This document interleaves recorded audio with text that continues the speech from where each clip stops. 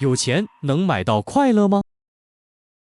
有人说，金钱是自由的翅膀，它能让你跳出996的桎梏，在马尔代夫的椰风里办公，能让父母躺在顶级医院的病房，不必为一张住院单辗转难眠，能让孩子推开世界名校的大门，把童年的梦想种在更肥沃的土壤里。当金币碰撞的声响遇上心跳的频率，财富与幸福的化学反应究竟藏着什么密码？此刻，请放下手机里的购物车，暂别 KPI 的倒计时，让我们以理性为刃，剖开金钱与快乐的迷局，打开《有钱能买到快乐吗》这本书，或许你会发现，真正的富足从来不是账户余额的长度，而是生命体验的宽度。快乐的本质是什么？快乐是灵魂的调色盘，你为生活涂上了什么颜色？快乐从不是标准化的公式，而是每个人心底独一无二的月光。它是流动的、鲜活的，如同棱镜下的光束。有人看见金色的璀璨，有人偏爱青绿色的宁静，有人在数字跳动中触摸快乐。银行卡余额的增长是安全感的具象化，奢侈品橱窗的反光里印着奋斗的勋章。物质带来的不仅是生活的便利，更是对自我价值的热烈肯定。他们在精密计算的财务报表里找到了与世界对话的底气。有人在无形之物中打捞幸福，晨跑时肺部吸入的第一口新鲜空气是身体馈赠的礼物，深夜和挚友畅聊的潦草语音是时光酿的酒，给陌生人指路时收获的微笑是灵魂间轻轻的共振。这些瞬间没有标价，却在生命里砌成了最温暖的巢。金钱从不是快乐的造物主，而是可能性的搬运工。它能为病床前的孝子递上一份从容，能让创业者在深夜办公室多亮一盏灯，能助理想主义者把种子埋进更辽阔的土壤。但当我们把所有期待压注在这块碎片上时，往往会忘记拼图的全貌藏在物质之外的千万种可能里。或许真正的智慧是学会与碎片共处，不否定金钱的力量，亦不被其定义，既享受物质带来的体面，也珍视灵魂馈赠的轻盈。毕竟在这场生命之旅中，有人用存款单丈量世界，有人用脚步书写答案，而快乐从来没有统一的尺码。你心中的快乐拼图还差哪一块？是正在攒钱的那台相机，还是周末未付的一场约？不妨停下计算的笔，听听心的声音，它早就写下了最真实的答案。在一定程度上，财富确实能够提升人们的生活质量，增加获得快乐的可能性。足够的金钱可以满足基本生活需求，如食物、住房和医疗，还能让人们享受更多的娱乐和休闲活动，丰富人生体验。然而，当财富超过一定水平后，其对快乐的影响便逐渐减弱。这就解释了为何在贫困地区帮助人们摆脱贫困能极大提升幸福感，而在高收入国家，人们的幸福感并未显著高于中等收入国家。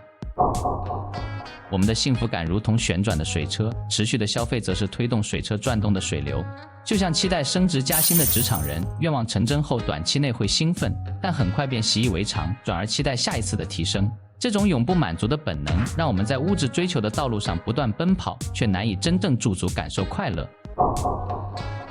社会心理学家利昂·费斯廷格提出的社会比较理论指出，人们倾向于通过与他人比较来评估自身能力，向上比较与更优秀、更成功的人比较，往往会引发嫉妒和不满，降低幸福感。例如，拥有50万存款本应让人幸福，但得知邻居有500万后，幸福感便大打折扣。有趣的是，研究发现，在负债普遍的社区，家庭幸福感与富人区相差不大，因为人们更倾向于与身边相似的人比较。金钱或许能带来一时的满足，但真正持久的快乐源于生命中更丰富的维度。当我们跳出物质的局限，会发现这些因素才是快乐的灵魂燃料。1. 人际关系，心灵滋养的永恒绿洲。人与人的连结是快乐的核心密码。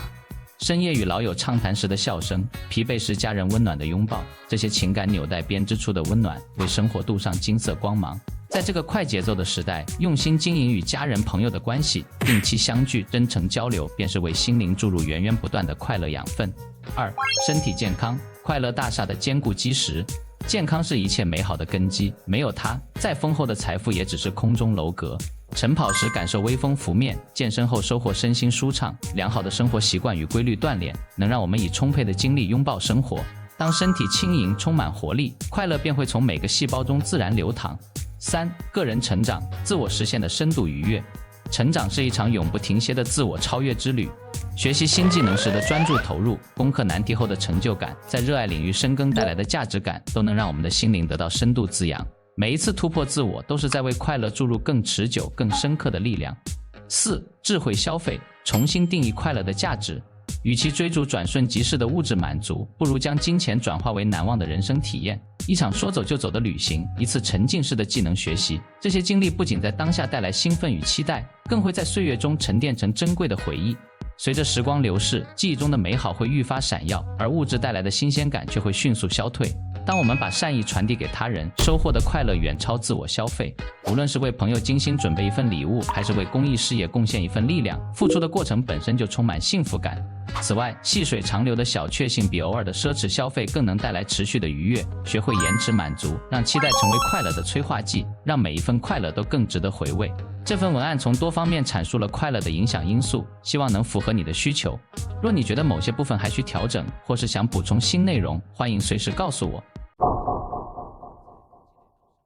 人生是一场需要精心规划的旅程，财富积累与生命成长相辅相成，不同阶段有着不同的幸福秘钥。1. 职业早期，夯实财富地基，为未来蓄能。初入职场是积累财富的黄金时期，作者建议年轻人不妨将目光聚焦于赚钱与省钱，哪怕面对一份略显枯燥却薪资优渥的工作，也可大胆尝试。在这一阶段积累的财富不仅是物质储备，更是开启投资之路的金钥匙，能让我们尽早享受复利带来的福利。如今人工智能浪潮席卷职场，环境瞬息万变，提前做好财务规划，就像为自己系上了安全绳。有了坚实的经济基础，未来即便面临职业变动，也能从容应对，甚至有底气选择更具成就感的事业，为中年后的幸福生活筑牢根基。2. 自由时光，深耕热爱，点亮生命之光。当财务自由不再是遥不可及的梦想，我们的生活不应只有休闲娱乐，除了享受与家人朋友的温馨时光，更要勇敢追逐内心热爱。很多人退休后陷入迷茫与不幸福，根源在于突然失去生活重心。不妨时常问问自己，若财富无忧，你会如何重塑生活？若生命只剩5到10年，你将怎样度过？通过这些叩问，找到生命中真正重要的人和事，利用自由时间深耕热爱。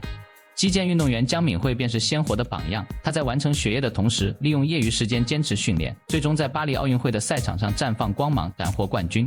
当我们全身心投入热爱之时，收获的不仅是满足与成就，更可能收获意想不到的惊喜。3. 应对长寿，未雨绸缪养老，守护晚年幸福。随着医疗水平提升，人均寿命显著增加，长寿在带来更多人生可能的同时，也成为不容忽视的财务风险。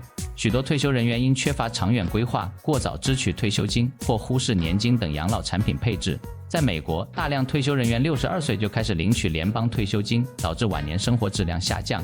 大众投资时也多倾向短期高收益产品，忽略了年金的长期价值。而在中国，年金项目不断创新，越来越多人意识到提前规划养老的重要性。养老规划宜早不宜迟，我们应尽早通过合理储蓄或配置年金产品，为退休生活做好储备，确保晚年依然能维持理想的生活品质，在岁月静好中安享幸福。金钱是生活的工具，而非目的。对普通人来说，比起盲目追逐财富，建立正确的金钱认知，掌握科学的理财逻辑更为关键。接下来就从思维转变与行动策略2方面拆解普通人的财富修炼法则。你知道真正的有钱人靠什么积累财富吗？美国作者托马斯·斯坦利在《停止炫富：像真正的百万富翁那样生活》中揭秘，不是挣得多，而是存得住。想要养成储蓄习惯，可以先从控制大项开支入手。房子和汽车是普通人的吞金兽，选择租房或购买性价比高的代步车，就能大幅降低生活成本。同时，尝试先存后花，工资到账先扣除储蓄、年金，再安排消费。奖金、红包等意外之财也别随意挥霍，直接存起来。长此以往，财富就能像滚雪球一样越滚越大。投资市场就像一片波涛汹涌的大海，很多人总想靠投机一夜暴富，却往往被市场情绪左右，追涨杀跌。其实投资是认知的变现，与其盯着热点炒概念，不如关注投资品的真实价值，比如企业的盈利能力。指数基金就是普通人的投资神器，它跟踪市场平均收益，能避开个股暴雷风险。数据显示 90% 的主动管理型基金长期跑不赢指数，与其耗费精力研究 K 线图，不如坚持定投指数基金，让时间成为财富增长的帮手。俗话说不要把鸡蛋放在一个篮子里，但分散投资可不只是买点股票、债券这么简单。年轻时风险承受能力强，可以把60%到70%的资金投入股票，博取高收益。临近退休就要提高债券等稳健资产的占比，守住本金。除了常规投资，适当配置黄金、私募股权等另类资产，也能降低单一市场波动带来的影响。你有没有算过，那些看似不起眼的费用，会在几十年里悄悄偷走你的财富？主动管理型基金每年1.5%到2%的管理费，30年后能侵蚀本金的40%以上，而指数基金管理费普遍低于0.2%，长期持有收益差距巨大。信用卡分期手续费、高息理财的隐性成本，同样是财富的隐形杀手。选择金融产品时一定要擦亮眼睛。保险虽然不能让你一夜暴富，却能在关键时刻保住家庭的经济命脉。配置保险要遵循先保大风险的原则，重疾险、100万医疗险、意外险这3大件一定要优先配置，它们能在大病意外来临时避免家庭积蓄一夜清零。至于小额医疗险、理财型保险，在基础保障配齐后再考虑，别为了低概率风险浪费预算。财富积累不是一场短跑，而是一场马拉松。克制消费冲动，理性投资，合理配置资产，用理性思维对抗人性弱点，坚持长期主义。就像巴菲特说的，人生就像滚雪球，重要的是找到足够湿的雪和足够长的坡。当我们拥有正确的金钱思维，并持续付诸行动，财富自然会成为人生成长路上的附属品。在这个物质丰富的时代，我们很容易被消费主义的浪潮裹挟，误以为金钱是快乐的终极答案。然而，有钱能买到快乐吗？这本书提醒我们，金钱可以是快乐的助力，但绝非唯一源泉。真正的快乐源自内心的富足、良好的人际关系、对生活的热爱以及对生命意义的探寻。好啦，今天的分享就到这里咯。如果对您有启发，记得动动你们的发财的小手，点个赞哟。我们下期的听世界不见不散。